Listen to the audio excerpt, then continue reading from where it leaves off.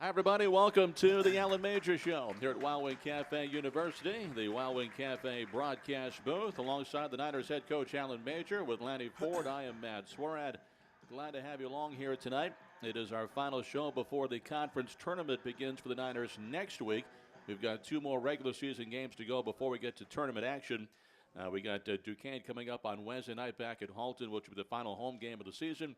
And we travel to play Xavier on Saturday at the Cintas Center in Cincinnati to finish up the regular season. We're here until 8 o'clock. We'd love to hear from you. Our phone number is 704-332-0173. 704-332-0173. Coach, good to see you. And getting down to, I'm doing great. Yourself? Good. Sorry, I'm a little bit late there. The traffic is weird. It's coming down trying. It's never backed up. So I don't know if it was Duquesne or Xavier people trying to back up the traffic there, trying to get here. But anyway, good seeing you guys as always. Coach, we've got the last week of the regular season, and boy, for me the year's just kind of flown by, and now we're getting to crunch time. And your thoughts on this final week and what is ahead for the Niners, and of course first up is Duquesne. Yeah, I think we talked to the guys today about just the opportunity. I mean, you want to finish strong at home, and really, even though they had the ceremony Saturday, Wednesday's kind of in a sense a real senior day or senior night in terms of the true last home game. So obviously wanting to finish strong at home is a priority. And then, we just kind of told the guys, hey, they got Xavier right now as one of the last four out or in, depending on how you want to word it, as the NCAA tournament approaches. So you got a chance to be spoilers. You can go over there and play our tails off. Lost to them by 4 here, so we got a little incentive in terms of going over there. So I think you use that as fuel to motivate you for the week. So those are just kind of a couple of the points we made to the guys. When you look at the conference as a whole, it looks like no matter what happens this week, the Niners have one of those final spots in the conference tournament. So you look at this last Saturday, it was almost like a perfect storm in a negative sense for the conference. And still, as you talk about Joe Lenardi, still I think 4 teams today are in with right. 2 really kind of teetering. And they're teetering now because of all the upsets over this past weekend. Exactly. And it goes back to what we're talking about all season long. It's been a crazy league in that there's no gimme wins. Right. No, exactly. And whoever ends up with bye spots in the conference tournament, I mean, I think that's just going to be the matter of where you are on a bracket because, whoever you face after that bye, it could easily be a toss-up. I mean, and it's a chance. It's probably going to be somebody that's beaten somebody already, depending on how all that shakes down. So, I think it's been as strong as the A-10 has been in a long, long time. And someone asked me the question today about, our improvement, and I feel like we made strides this year. What's been relative is how well the A-10 jumped. And so our jump, in a normal year is probably a little bit more significant than it was. But this league has been something else. When you, if you go back and look, I know I was looking at some of the notes on Saturday night. You go back and look at preseason, how some of the teams were projected to be. Except for maybe 3 or 4, it's pretty jumbled as far as where people thought teams would be. And it's really the top and the bottom. Everything else in the middle is not the way it was expected to be. Exactly. And then Saturday you had the 3 big upsets. And like Matt said, now you know that you're in the tournament. Does that take anything off of this game? Is it going to be hard to get the guys motivated for Saturday, knowing that they've at least reached that goal to make the A-10 tournament? Yeah, I hope not. You'd like to stay hungry at this time of year. And, again, I think that's one of the things that we talked about in terms of the incentive, for this week is that, here's the team we haven't played yet. So, kind of like St. Bonaventure, you got a chance to finish strong at home. I think just from a prideful standpoint, you want to do that. And then, I've been in the spoiler's chair, before at places I've been and where you have a chance to kind of, spill somebody's punch in terms of a celebration. Obviously, if Xavier wins at home, that'll increase their, ability to bolster their resume. If we, go over there and play to our max level the way we're capable of playing, hey, anything can happen. And now you can kind of muddy the waters for them a little bit. So to me, that's what we tried to relay to them, and you want to make sure that you do stay hungry, because the ultimate thing is improving your level of play. Regardless of the games, you want to improve how you're playing on both sides of the ball. Let's give the phone number again, 704-332-0173, the Alan Major Show here at Wild Wing Cafe University. If you're in the area, stop on by. We're here until 8 o'clock, taking your phone calls and talking Niner basketball tonight. Coach, as you look ahead, and it is difficult because you have 2 games still to play, and we haven't played Duquesne yet, but you look at who you've played so far this season in the conference, and it's all about matchups when you get into postseason play. You got to play so many games. It's a short period of time. Right. Who do the Niners, in your opinion, right now match up best against out of the group of teams that you could possibly play? Well, I'll go on the other side of it. I mean, looking at all the league games, we've really only had 2 that I felt like got away from us.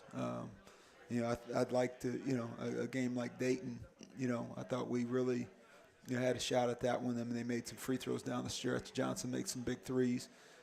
But in terms of a team that I felt like, we can compete with, I thought we did. Believe it or not, I thought we played pretty well at LaSalle, with the exception of a stretch, in that second half. I mean, it's 51-50. We had a miss. They go down, score, and just a couple of plays kind of tilted the game. Obviously, being on the road at Richmond, we were right there. 1-point loss. St. Louis, 1-point loss. We're right there. Xavier, 4-point loss, 1 possession game, 16 seconds to go. So it's tough to really pinpoint 1 or 2 teams in particular, because we've really, with the exception of Temple and Saturday, we've been right there, with everybody. And you're talking about a handful of plays, and you could be 8-5 or 7-5 and 8-4. So that's just how fine the line has been in this league. It's been incredible. When you look at the league as a whole and you start to think about the tournament, I won't skip up there just for a second. Mm-hmm. What I call the play-in round, or the round that we would be in the non-bye round, it's not like some other tournaments you get a day off. Do you think that hurts or helps? I mean, I know you got an extra game to play, but it's not like you're playing a back-to-back-to-back like doing the ACC. Right. No, I think the fact that you in a sense, keep playing is probably not a bad thing. Yeah, because sometimes if you get a few days, or you get 5 to 6 days, or almost a week, I know being in the Big Ten, we'd get a bye and we wouldn't play. We'd play sometimes on a Saturday, and then the conference tournament would start on a Thursday. But then we usually have a bye in the first round, wouldn't play till Friday. And so that you can get a little stale depending on, the type of team you have. And with us, I would rather keep playing as opposed to having some time off. Coach, I want to get your opinion on this. I know how I feel in that, the conference tournament comes around. It seems like it's a reward in that I think everyone should go, but just to play in a tournament atmosphere and to be at the same site, I just like having it all in one place. And it's going to go back to being all in one place next season in Brooklyn. But the last couple of years where you have that first game on a campus site, it just seemed to me take something away from it. I'm with you. And it doesn't feel like you're in a tournament. Yeah, I'm with you. No, we talk about that at the conference meetings in the springtime, and guys went back and forth on it, and I was of the vote that everybody should go. Just from the standpoint of that conceivable chance of, hey, you all competed against each other, you played the same number of league games all season long, and here it is all of a sudden, there's 2 teams that are kind of out of the mix. Well, why if it's going to be that, then maybe you should maybe only have 8 teams go to the thing. Then you cut out, a lot of other guys as opposed to.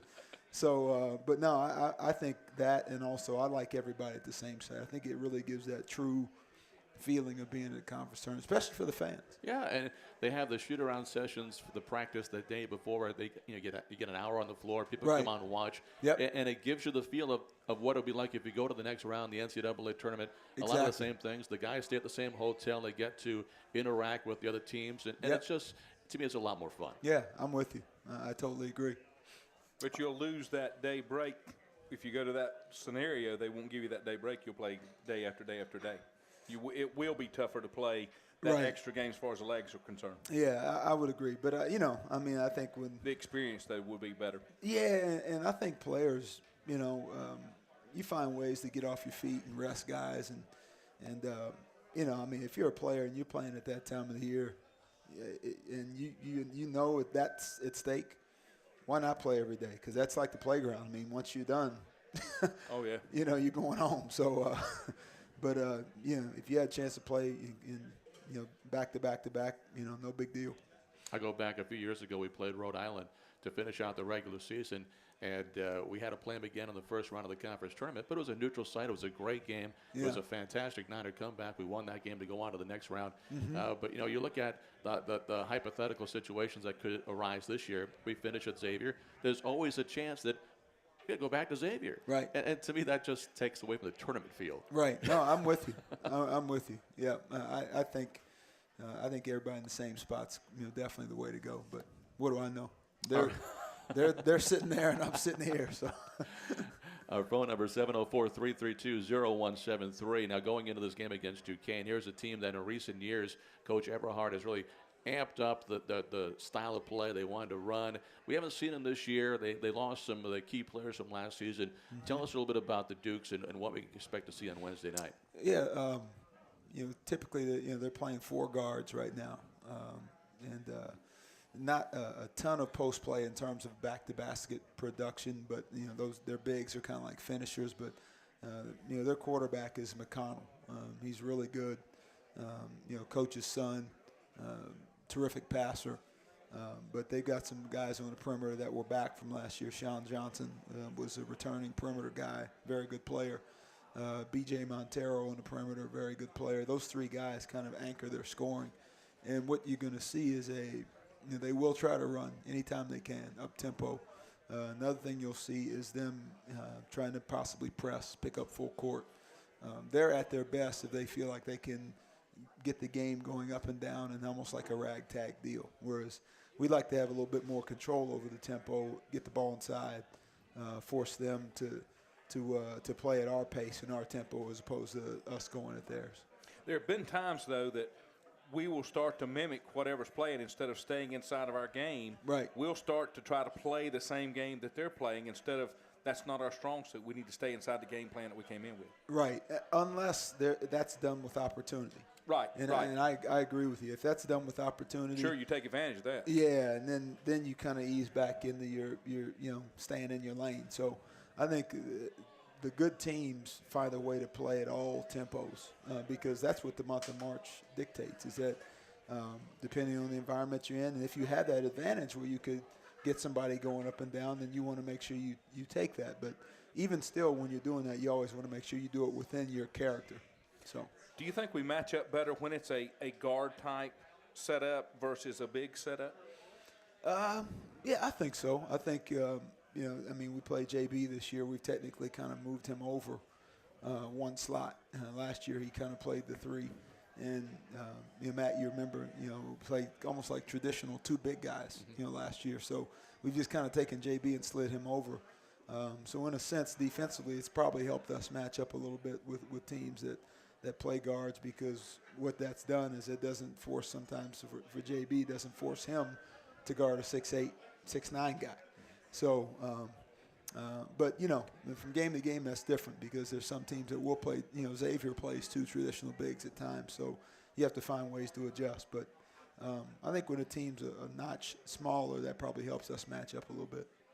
Continuing with the Bojangles Bowtime segment here, Coach, and looking at Duquesne and looking forward, when K.J. Sherrill went out with his injury, Ilya Ivankovic slides back in as the backup to Chris Braswell. You don't have any more depth after Ilya on the bench in that post position unless you move some guys around and play a little bit smaller. Right. You had been having the luxury a little bit of playing Braswell and KJ together. Yeah. But that changes now some of the things that you can do because you don't want to have either Chris or Ilya at the same time, then somebody picking up 2 quick fouls and you're in trouble. Right. It changes what you can do. It does. It pinches your rotation a little. And I think the thing you got to be aware of is that you can play 2 guys together like that. The key is making sure they just don't get winded at the same time. True. Yeah. And then now you got to, what you try to do is get one guy out, let the other guy go for a little bit, especially if it's before media, then he can get through the media, and you come back and, with the other guy. So, but it's a big difference going from 3 to 2, with bigs. When you have 3 guys, we went through that last year.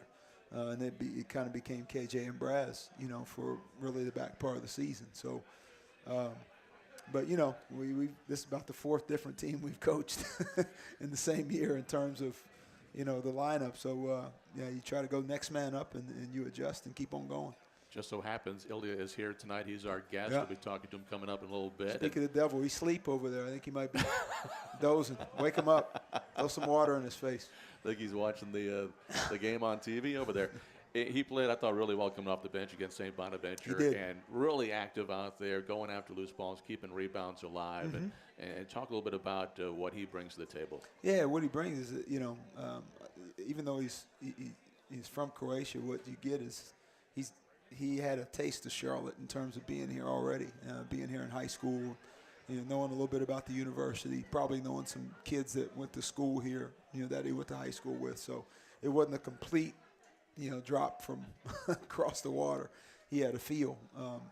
But I think that's the thing that we like is that he's a guy that brings a feel for how to play. He's a good defender in terms of playing pick and rolls. He knows how to clog things. It's kind of an odd word to use, but I think there was a play against GW where two different guys tried to drive the paint, and he just stepped up and got in the way.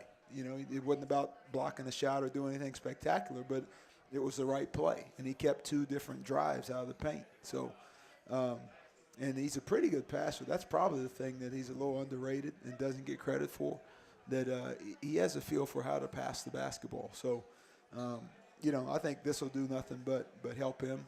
It'll help us, as we continue to move forward. Hopefully, Braz gets in foul trouble, and we'll deal with it. But you got a guy that's got a measure of toughness that he's bringing to the table. For his size, that's exactly what happens. He's got pretty good feet for his size and a big body presence in there that does cut down on some of that drives. Exactly, yeah. And you mentioned good feet. I don't know what is, if he can dance or not, but I'll let him deal with that issue. But he does move his feet pretty well. I know he wanted to cut Perrier's hair when we was coming back from Dayton. I don't know how that worked out, but yeah, I don't know if he was the team barber or what. Yeah, let's hope not. No, he might look like somebody. He was chewing gum, after Ilya got done cutting it. So he may want to go into the barber shop. Our phone number is 704-332-0173. This is the Alan Major Show. We're going to take a timeout right now. We're going to come back, and we're going to talk to Ilya Ivankovic, our player guest here today, brought to us by Ortho Carolina. It's coming up in a moment. You're listening to the Alan Major Show from Signature Sports Group.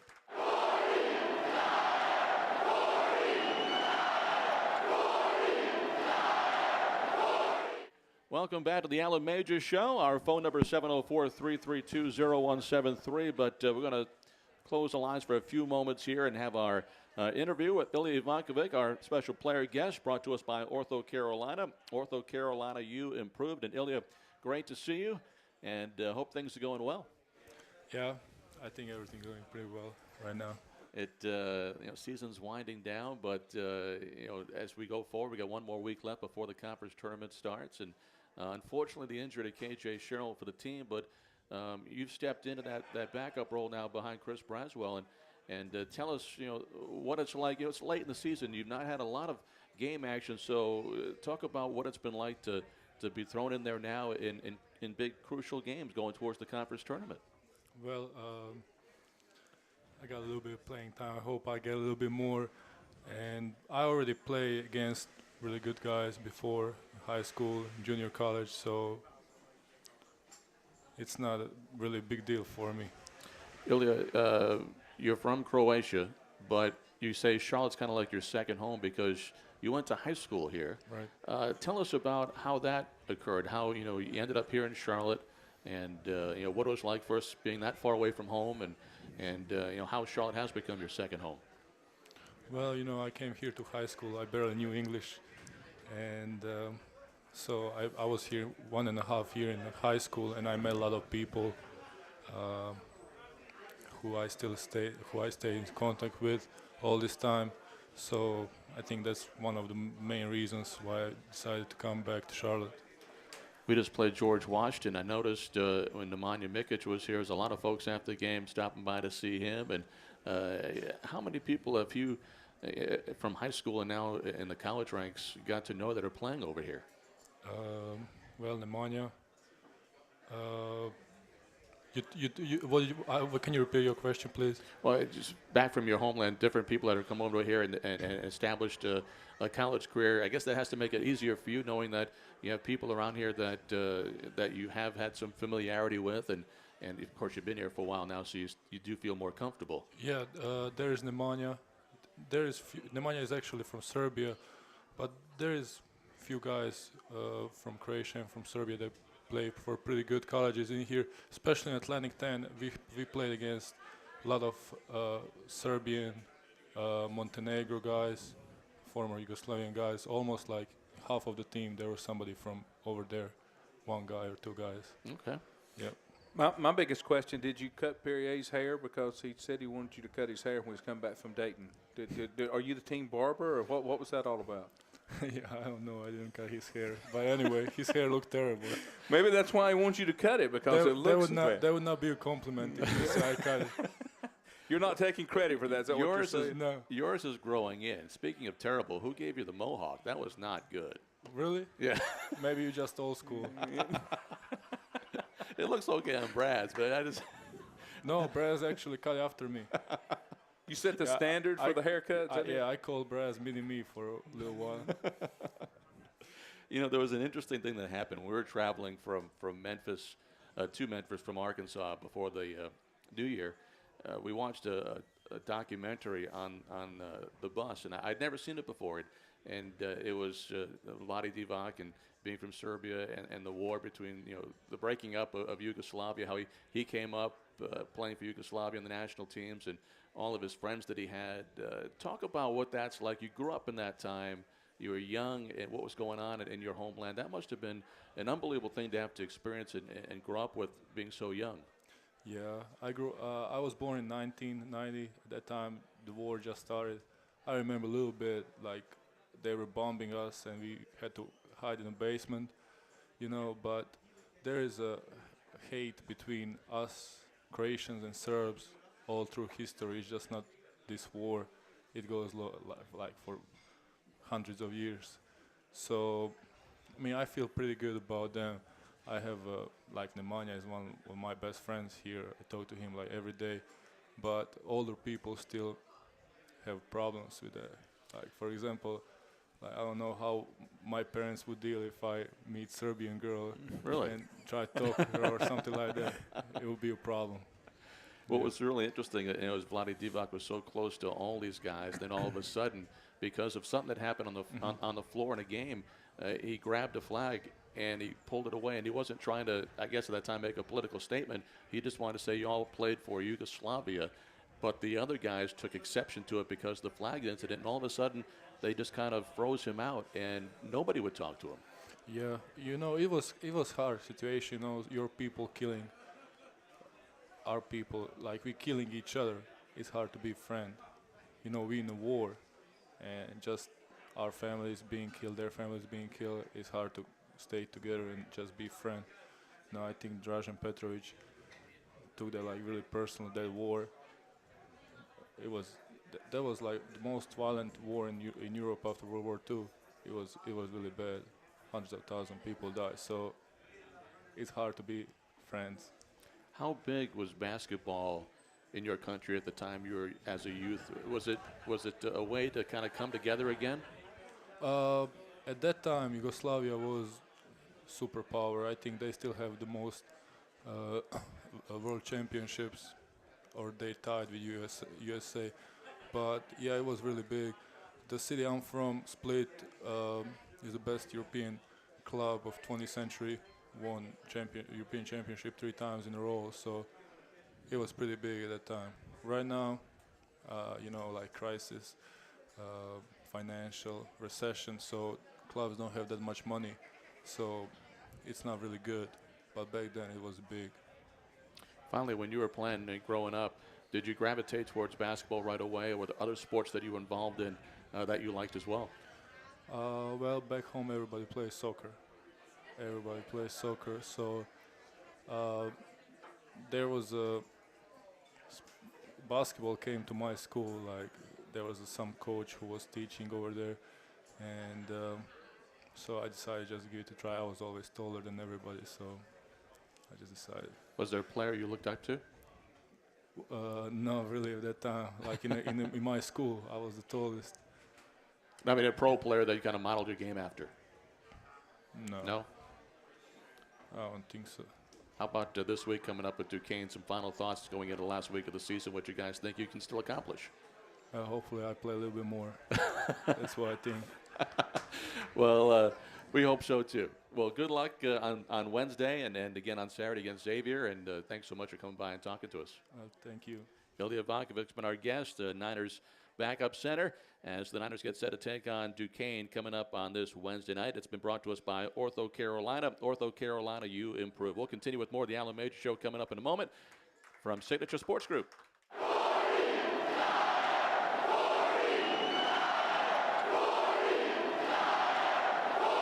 And welcome back to Wild Wing Cafe broadcast booth for the Allen Major Show. You can catch a video replay of the show on UNC Charlotte Cable Television 22 on Time Warner Cable numerous times Tuesday and Wednesday. Tune in to Channel 22 for show times for the Allen Major Show. Our phone number is 704-332-0173. We'll open the phone lines back up again. I want to thank Ilya Vankovic for coming by and speaking with us as we get ready for the Duquesne game coming up on Wednesday night. Coach, you saw the Mohawk. What do you think? What's that? You saw the Mohawk. What do you think? Yeah, I better not comment on that because he may fire a ball at me in practice tomorrow. But by accidentally. Yeah, on purpose? accidentally. Yeah, it's like a rebounding drill where a guy falls out of bounds, but he's 25. I'm 25 feet away, and he find a way to roll into me somehow. Kind of like. But no, he's a great kid. I tell you, he's a pretty intelligent guy, isn't he? He is. Yep. Yeah. No, he's when we have a bus trip, I bought all the ESPN 30 for 30 episodes. Yeah, I'm glad because I hadn't seen half of them. They're unbelievable. Incredible. Yeah, and the one about Drazen and Vlade it's captivating because you really get to see just a whole nother side of the basketball and playing for your country means over there versus maybe our Olympic guys don't always appreciate that. I think they do now. I think Jerry Colangelo's done a great job of kind of re-energizing that spirit of what it means to play for your country. But when you look at that episode, it's amazing. But yeah, I bought all 30 of them. So they're awesome. But and that episode in particular, to be as close as those two individuals were, and then to have it switch like forever. That. Yeah. Forever. Absolutely. And at the end of the show, it showed back when the war ended and Vlade finally went back to, visit the family. See his parents. Yeah, his mom, I believe. It was really unbelievable. Yeah, it is. Great story. Yeah, no, that's a really good one. So anytime you guys want to borrow one, let me know. We'll check it out. Yeah, that's a good one. I'll charge you a nominal rental fee. Less than Netflix. Just because I know you. Okay. Yeah, right. So before we get to the alumni email questions, let's look at the stat stuff for the week brought to us by Time Warner Cable. Save a bundle on TV, internet, and phone. Call 1-800-TW-CABLE today. Coach, one we just want to talk about because it's something you touched on after the game, and for us to be successful, you say, you'd like to have at least 12 assists a ball game, and you're at 8 and 10, 10 turnovers, which is not a bad number against St. Bonaventure, but you want to get the assists up. Right. So as you look going forward, what are some of the things that you guys have been working on? Well, I think just trying to get deeper into the possession. And sometimes what you'll run into is you'll have a good shot. And, when you're playing, every guy that's playing feels like he can make whatever play that he feels he can make at that particular time. And it's a fine line because you want to make sure guys have confidence. And so you don't want to second guess everything that they do. But I think sometimes through film and through, all the things that we're talking about is, hey, don't be afraid to pass up a good one because against this particular team that we're playing, not so much Duquesne, but whoever it may be, a great shot might be 2 or 3 passes away. And so there's 3 really types of shots. There's good, there's poor, and then there's gray. Gray, Gray. And a gray shot is almost like 18 seconds ago with a hand in your face. If it goes in, it's great. But if it don't, you passed up on a good one. Yeah, and the point is you can get that shot with 5 seconds to go on the shot clock. Well, in the difference between the 18 seconds and 5 seconds, there could be a great shot that lies in that 13 seconds. Mm-hmm. So if you're going to have a challenge one, it's better to have a challenge one late, because you just might get something really good if you just kind of keep exploring. So that's the one thing, just talking about getting ball movement and extending the possession maybe on offense, not so much holding the ball, but just moving the basketball a little bit more. So now, the more guys get touches, the more decisions they have to make on defense, which increases their chance to make a mistake, which increases our chance to get the best shot. So it's all connected.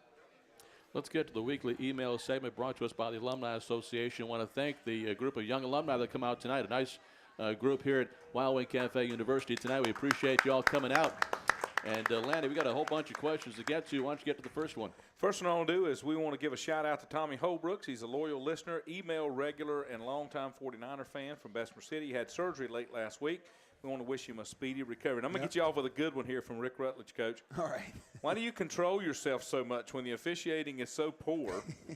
I can't believe the officiating this past Saturday. I can't tell you how many times Nicholson walked before scoring, but it was obvious the refs let it ride because it must have been his move.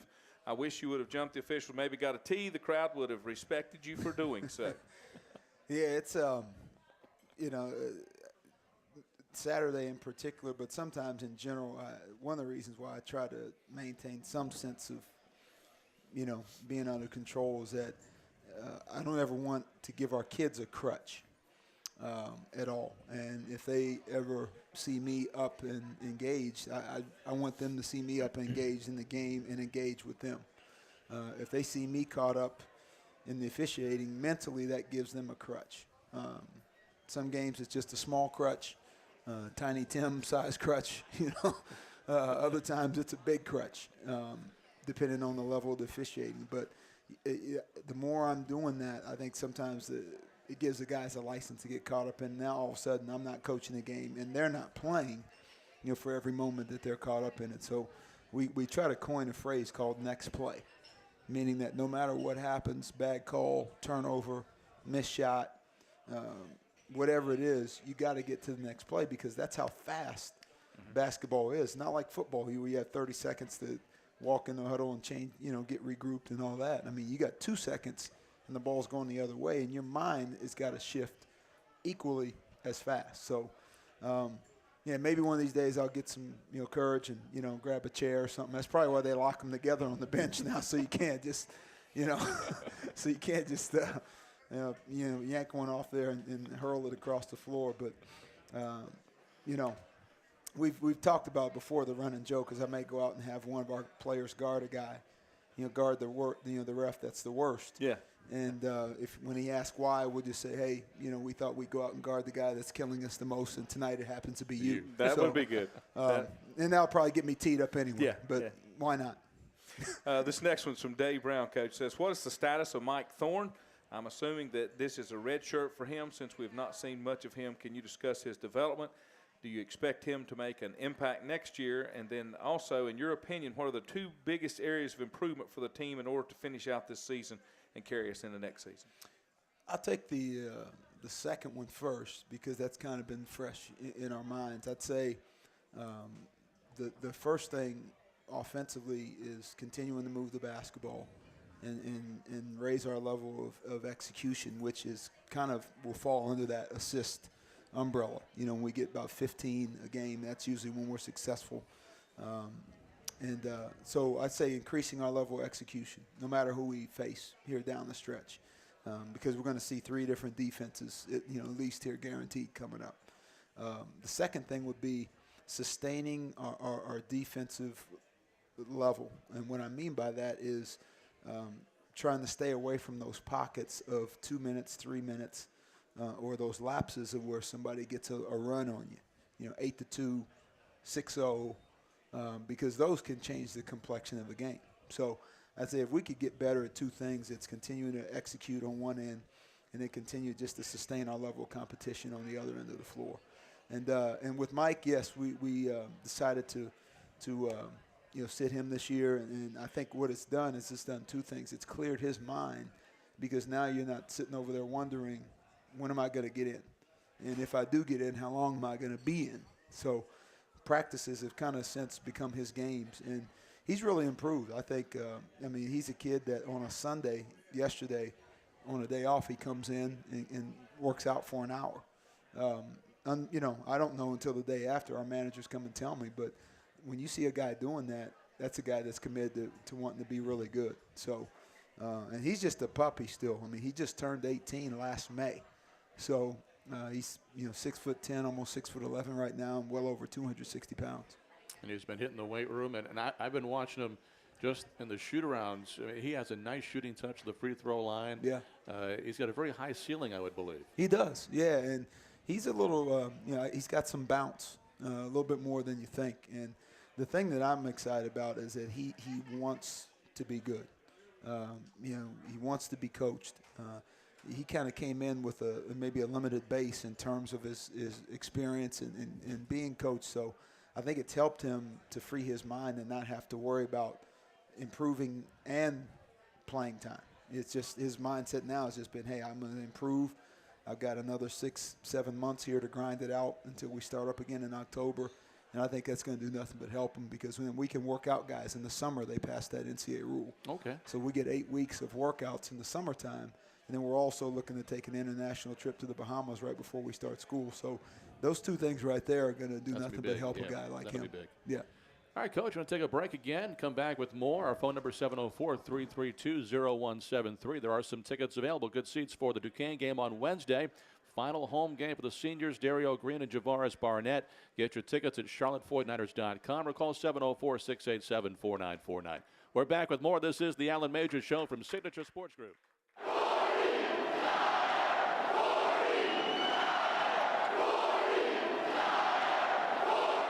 Welcome back to the Alan Major Show. Our phone number here tonight is 704-332-0173. Got about 12 minutes left of the show here tonight. Got a home game coming up on Wednesday against Duquesne. Before, after the game, come on over here to Wild Wing Cafe University with that ticket or ticket stub and get 10% off your entire order here at Wild Wing Cafe University. That's this coming Wednesday night with your Niners game ticket.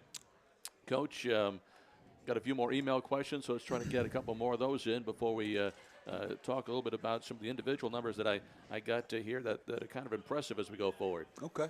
Coach, this one's from Ron Granger. It says, thanks for taking my question last week. How does a player as good as Andrew Nicholson end up at St. Bonaventure? Have you ever been to Olean, and did he improve so much that he became a star, or was he under-recruited as a Canadian player? Well, I didn't know very much about the kid. And the thing I don't know, and this would be interesting as you crunch numbers, is what's been the progression of his stats, from freshman to sophomore to junior to senior. I have been to Olean, from being at Xavier, and now, we went up there last year. It's a journey. You got to fly into Buffalo, and then you got a bus. Hour and a half. Yeah, and then they got the local Applebee's there is fine dining. So I'll tell you a funny story quickly. Yeah. We fly into Buffalo, and we're busing to Olean, and we took the wrong turn. An hour-and-a-half trip became a 3-hour and 15-minute trip. Right. And I saw the sign, St. Bonaventure, this exit. We just flew right on by it. I didn't say anything. It's like, not my place. Right. About a half an hour later, I said, did anyone see the sign back there?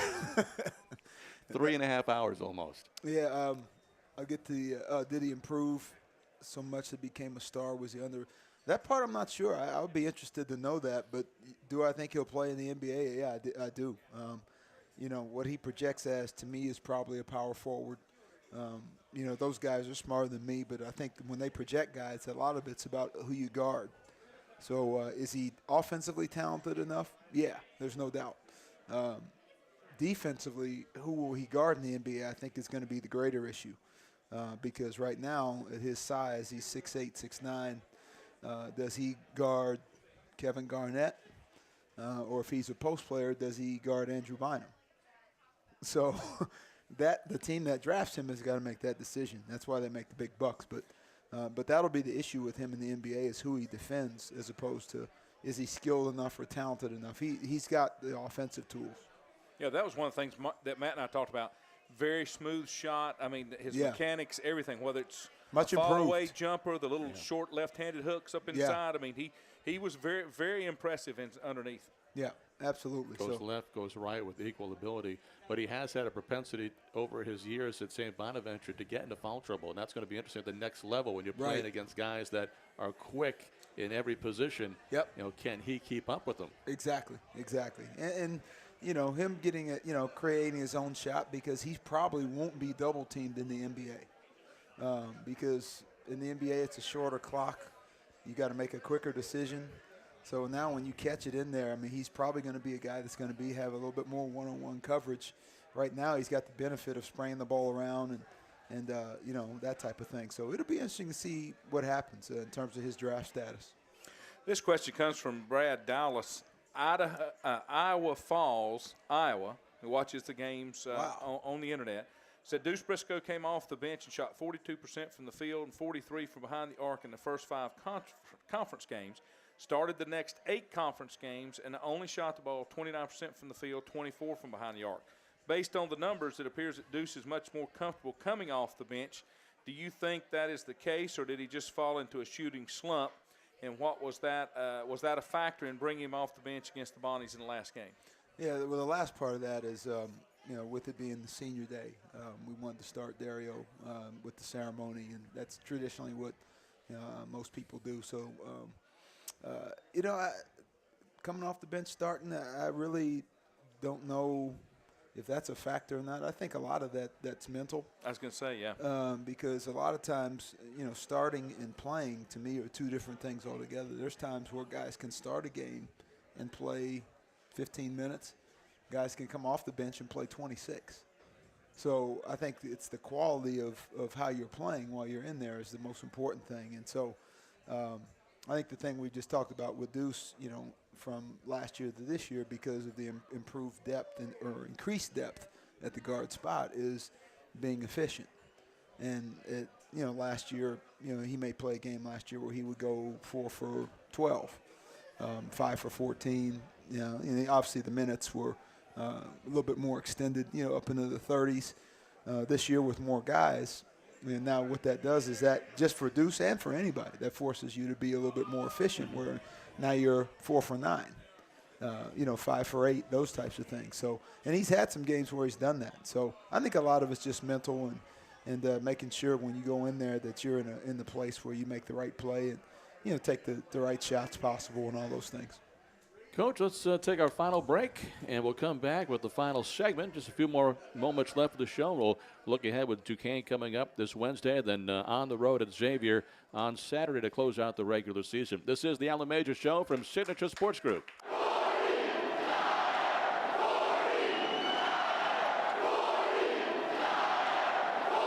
Welcome back. Just a few more minutes left of the show. The Allen Major Show here at Wild Wing Cafe University. I want to thank all the folks here at Wild Wing Cafe, too, for the entire season that we've been here every Monday night. We have one more show scheduled. Now, next Monday night, because we'll be traveling for the conference tournament, we're going to play on Tuesday somewhere. We'll be leaving sometime on Monday. So no show here next Monday. But we'd like to come back out here on March the 12th. If everything works out, March the 12th will be our final show, possibly, depending upon if we maybe can get hot and run the table in the conference tournament. Maybe a couple more shows, but that's our schedule, March 12th right now, so put that on your calendar for the next Allen Major Show here at Wild Wing Cafe University. Coach had a couple of notes I wanted to pass along that we can get to, but first we have one more question here, and I want to get in from Kenny Barnett. He was talking about the injury to K.J. Sherrill, and he wanted to know how it happened, and you know, is he going to be also in the mix for next season? He's been battling that knee injury, of course, and that's going to be an ongoing thing for him. Yeah, and that one is the one that you don't know. You know, we just kind of take that, you know, get to the end of the year, and we'll see, you know, where that's at in terms of the docs, and, you know, did we manage it the same way we managed it this year? It's been odd. We've kind of had to manage him like a 10-year NBA veteran. You know, guy practices, and then he gets a day, and then he does mild stuff the next day, then he plays again, you know. So, but it was an odd deal. Somebody kind of came down on, you know, his forearm. They basically called it a broken forearm. And, you know, I don't know if he's going to get surgery. It doesn't look like it. I think they're just going to let it heal. it's looking like 3 to 4 weeks would basically kind of puts him out of the mix. So unfortunately, because he's kind of been snake bitten with some things in terms of injuries. But I think with next year, the arm will be fine. I think it's just going to be the matter of, getting to the end of the season and getting with the docs and making sure that we manage, that knee as best as possible, because it's not so much the basketball part, is you want to make sure a guy has good health when he's 25, 30, 40 years old down the line, and healthy enough to bounce his kids on his knee without feeling any pain and, that type of thing. Coach, we got 1 minute left of the show, so I'm going to try and get this in really fast. Sure. Senior Day, of course, coming up on Wednesday with Dario Green and Javaris Barnett being their final game at Halton. Here's a note on Javaris Barnett. He scored 351 points in his first 3 years. He has 333 this year, so closing in on 700 for his career. He is first in the A10 in A10 games with an average of 2.43 threes made per game. And he's shooting 48% in conference games from behind the three-point line, which is third best in the conference. So, we've talked about his development over the years, but he's become, a force now on the offensive side for us.